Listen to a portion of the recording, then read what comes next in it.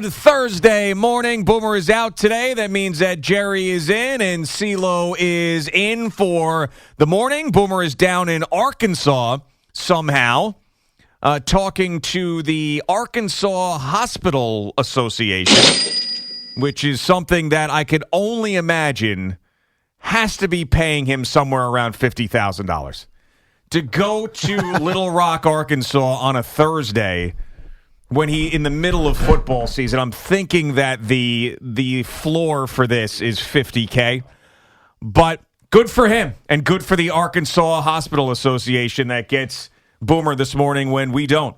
Good morning, Jerry. How are you? I'm good. I'm not making $50,000 to sit here. I can tell you that. Good. Hey, I'm not shaming anybody. No, good for him. I'm just trying to figure out. We know it's tough to get Boomer to do stuff during the week that he doesn't want to do. Yeah. So I was just trying to think, what is that number to get him out the door and to Little Rock? So that's just what I was thinking. But yeah, we will see him back tomorrow for a big football Friday. Arkansas, one of those places, unless Rutgers takes me there, we'll probably never see in my lifetime. Yeah, same. Right? I mean, I went to Alabama because of Pitt football. It was sort of the same thing, and then actually was in an Alabama hospital. It would have been funny if it was the Alabama Hospital Association he was talking to when I had that gallbladder attack, though that was something else. But yeah, there's just certain places that I would never be unless I had to be there for work. You're right, Arkansas. We all are going to die before we get to Arkansas. That's your sobering thought this morning. Yes. Good morning. Good morning. Boomer is in a place that we will never see in our lifetime. Yeah, and it's not Bali, it's not the Maldives, it's Little Rock, Arkansas. Yep. What's the first thing you think of when you hear Little Rock, Arkansas? The Clintons. Yeah, same here. What's the second thing? Nothing. Crack is the second thing that I think of. I remember they had a big crack epidemic down there in Little Rock. Yeah, well, I think it was like an HBO series or something. I wasn't going to say that. Yeah, it's first it's the Clintons or Bill Clinton, and the second is crack. That's the next thing I think I'm sure there are lovely places in Arkansas. I don't think crack comes to mind for me, but I understand why it does for you. Yeah, I remember as a kid there was some sort of Little Rock crack thing that was going on. But anyway, congratulations to you, Jerry. I didn't bet it. For picking the Texas Rangers before the season to go to and win the World Series, which is a real thing that happened. And you didn't bet it, so it's a little bit bittersweet. But that was a great call. Now, you had factored in Jacob deGrom being there. They didn't even need him to go and do it. And then they didn't even need their big superstar in the lineup to win the last two games of the series. So very impressive. And the only thing I will take out of this, other than you picking the Rangers, because that was the most interesting thing to me about this Rangers win, is that here again is another franchise that never won a title that just did. Yeah. So it happens. It happens. You know, we've seen teams like the Denver Nuggets now. They never won a championship and just did. The Texas Rangers had never won a championship. They just did. So for all of us that have been waiting and waiting and waiting for either the first one that we have seen or the first one, period, or the first one in a very long time, you can't say that these organizations are always cursed because we're getting example after example of teams finally getting over the hump. I think it also shows, too, and this is a bigger conversation as we get into the baseball offseason at some point, it's not always all about pitching. This Texas Rangers team won a lot of games this year. Yeah, they had good starting pitching.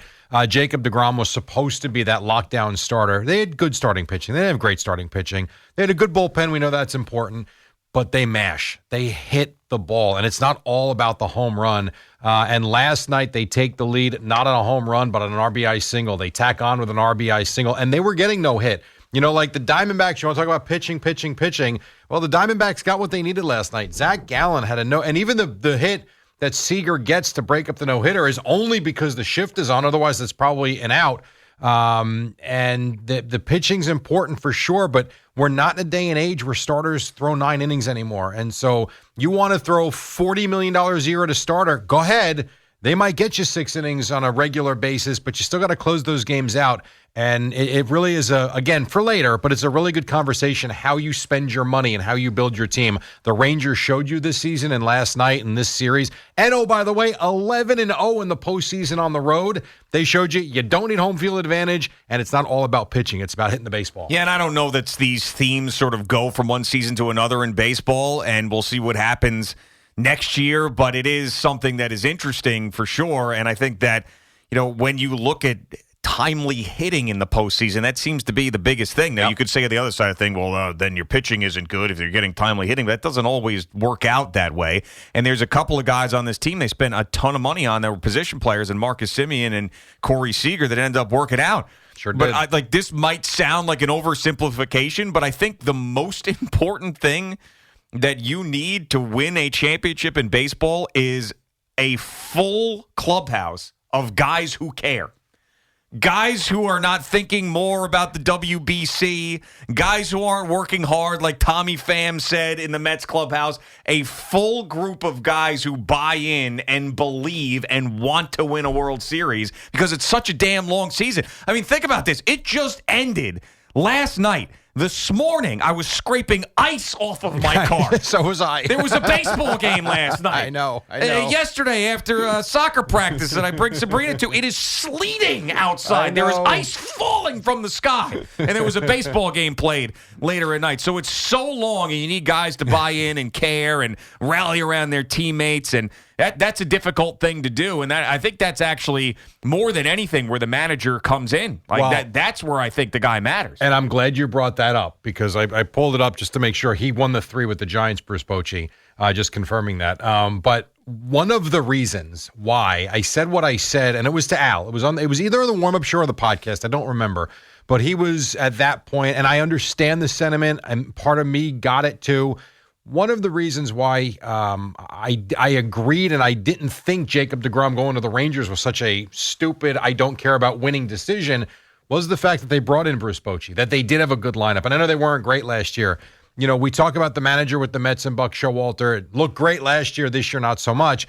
But the Rangers brought in a guy that had done it before and walked into that clubhouse with a past that was a winning past, that was a championship past. He could flash those World Series rings, and it just, I don't know, it makes everything relevant to what you're doing. And I thought by him going there, I thought Jacob deGrom was the missing piece. Yeah. Turns out he wasn't. But you can't minimize what Bruce Bochy did. And I don't think a baseball manager is the end-all, be-all. I don't. But I do think that can be a specific reason as to why a team gets over the hump. Remember, this team went 10-20 late in the summer, and it looked like they had a hot start to the season. It looked like they were done. And for whatever reason, they figured it out. They found their way. And I really do believe having that calming influence in the clubhouse and the manager is a big part of that. And so he wins his 4th World Series as a manager. And we talk so much about the analytics in baseball and how David Stearns is a guy who is super analytical and he's one of these nerd baseball guys. One thing that you can't calculate with all the numbers and the things that people look at is that want to when you're losing 10 or out of 30. Right. And it's coming to the end of the regular season. These guys are going, come on, let's go. Let's figure this out. I want to get to the playoffs and win a World Series. That's the thing you need. It's a grind. Exactly. And we all want to believe that these guys want the World Series championship as much as we do, and that they're playing for the money that they're playing for, and a lot of them do. Sure. But sometimes you get a clubhouse, like apparently the Mets were this past year, that had a season like they did the year before, and then it fell apart, and then they came back, and it felt like the WBC, for whatever reason, like sucked the life out of them for all the players that were over there, and they got off to this miserable start. Then the injuries happened, and then they sort of just didn't care after that. So that's what is really, I think, the elixir is having those type of guys. We talk about it in football with Boomer when he says the interviews with quarterbacks and does this guy love ball and is he all in and all of that. And that certainly applies to all of these other sports. Yeah, I mean, think about, so they start and in the spring training, we always forget about the games they play there. You got 28 spring training games, 162 regular season games, and a team like the Rangers just played, another 20 games, 20-something games? Yeah. That's a lot of baseball. So you're right. It's the 1-2, it's the dot. But I do think as you're winning, if you can get through those rough patches, like you point out, losing 20 of 30, you get through that and you can see that there is a pot of gold on the other side. As this team did, all of a sudden it kind of fuels you again. And then they got to the end, and good for them. Yeah, and I also think this is the time, the Undertaker meme where the Mets and Yankees who have been dormant, we're not talking about them. There's been obviously offseason moves with David Stearns coming in. That wasn't even exciting because we knew it was going to happen and they announced it on a Friday. Yeah. The Yankees obviously have done nothing with the manager or the general manager, but this is the time of year where they pop up out of the coffin and become a storyline again, because you got the owners' meetings that'll be coming up. You're going to have, obviously, big free agent signing things that happen in December, and this is now where we're going to find out if Brian Cashman changes his philosophy after the audit they did on the organization, and what type of offseason David Stearns and Steve Cohen are going to have. So, the most exciting thing for me with the Rangers winning last night is now we get local baseball again, because the offseason can really start. Sadly, right now, the offseason is more exciting than the regular season around here because of the way this season went. Yeah, it's a weird thing, man. We talk about the Yankees, and I've said this over and over again. I feel like we've talked about the Yankees like they were a 70-win team, and they weren't. They weren't a great team this year. They held their head above water. They finished above 500 again for whatever 30th year, whatever what it is in a row. They're not an awful baseball team. They've got a lot of good players. They've got one of the best pitchers in baseball. They've got one of the best players in baseball.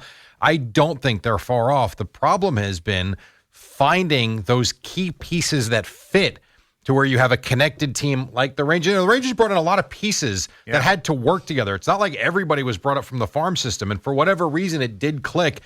He's got to go out and find the pieces that are going to click here to where they become a cohesive unit and they can win on a nice, consistent basis, and they can get into the postseason. And enough with this crapshoot crap about the postseason. Go out and win the damn thing. And just out-pitch teams, out-hit teams. We haven't seen it in a long time. That's his job. And I don't know if he's capable of doing it, to be quite honest. But I also don't think they're that far off. Yeah, I mean... Nor do I think the Mets are.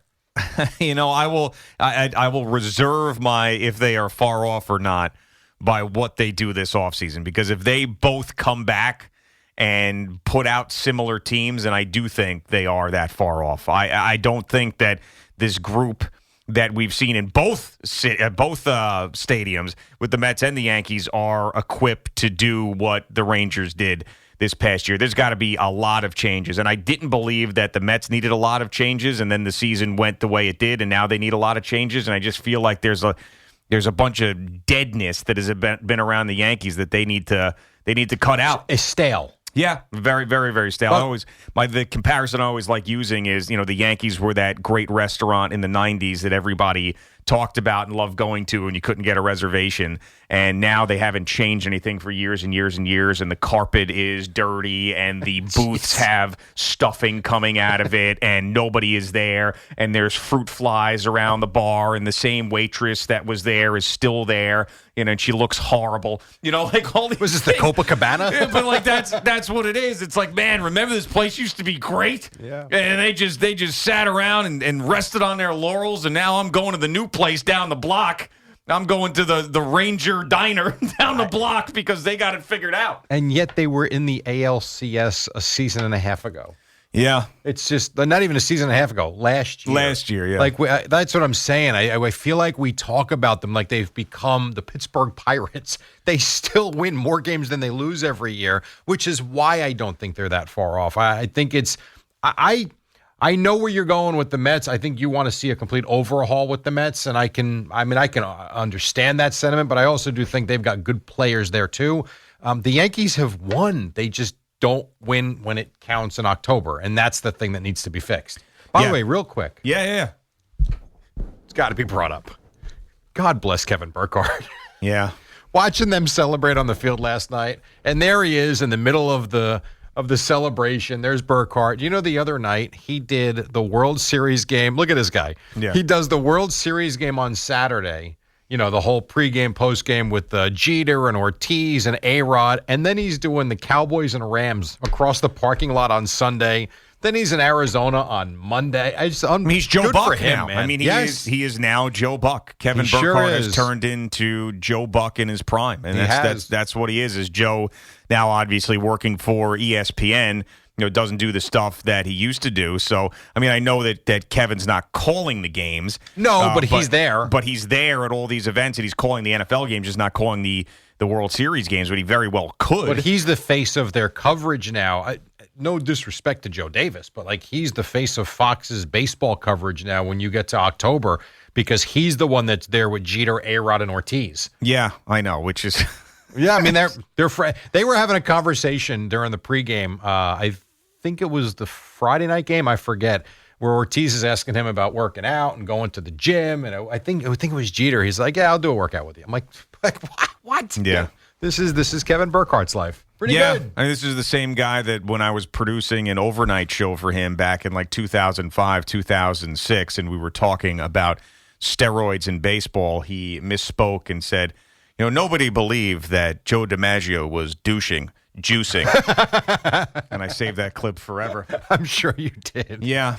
When he goes into the Hall of Fame, you can bring now, that back. That same man who said that Joe DiMaggio was douching.